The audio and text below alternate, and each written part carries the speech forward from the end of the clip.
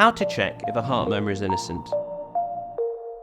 A baby heart doctor, or paediatric cardiologist, will examine the baby, child or young person and perform a detailed heart scan.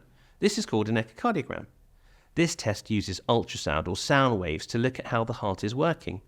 The test does not use any radiation, and it can be done usually in about 20 to 30 minutes.